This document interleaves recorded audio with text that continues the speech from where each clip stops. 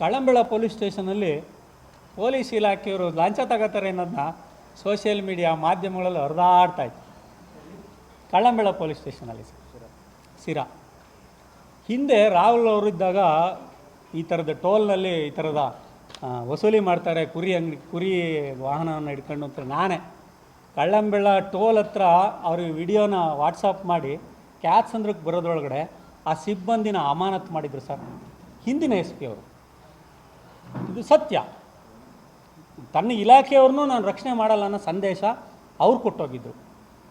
ಅದಕ್ಕೆ ಉತ್ತರದಾಯಿತ್ವವಾಗಿ ಇವರೇನು ಮಾಡ್ತಾಯಿದ್ದಾರೆ, ಇಡೀ ಸೋಷಿಯಲ್ ಮೀಡಿಯಾದಲ್ಲಿ ಅವ್ರ ಇಲಾಖೆಯ ಸಿಬ್ಬಂದಿನೇ ಲಂಚ ತಗೊಳೋದು ಜಗಜ್ಜಾರ ಆಗ್ತಾಯಿದ್ರು ಕನಿಷ್ಠ ಒಂದು ನೋಟಿಸ್ ಕೊಟ್ಟವ್ರ ಇವರು. ಲಂಚ ತಗೊಳೋದು ಅಪರಾಧ ಅಲ್ವಾ ಹಂಗಾದರೆ? ಕಳಂಬೆಳ ಪೊಲೀಸ್ ಸ್ಟೇಷನಲ್ಲಿ ಪೊಲೀಸ್ ಇಲಾಖೆಯವರು ಲಂಚ ತಗೋತಾರೆ ಅನ್ನೋದನ್ನ ಸೋಷಿಯಲ್ ಮೀಡಿಯಾ ಮಾಧ್ಯಮಗಳಲ್ಲಿ ಹರಿದಾಡ್ತಾಯಿತ್ತು.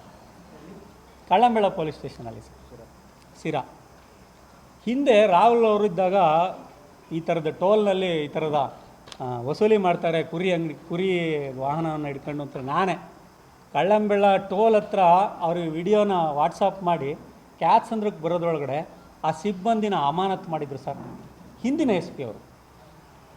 ಇದು ಸತ್ಯ. ತನ್ನ ಇಲಾಖೆಯವ್ರನ್ನೂ ನಾನು ರಕ್ಷಣೆ ಮಾಡಲ್ಲ ಅನ್ನೋ ಸಂದೇಶ ಅವ್ರು ಕೊಟ್ಟೋಗಿದ್ರು.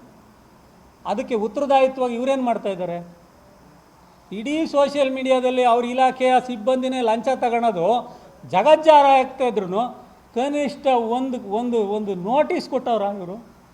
ಲಂಚ ತಗೊಳೋದು ಅಪರಾಧ ಅಲ್ವಾ ಹಂಗಾದರೆ?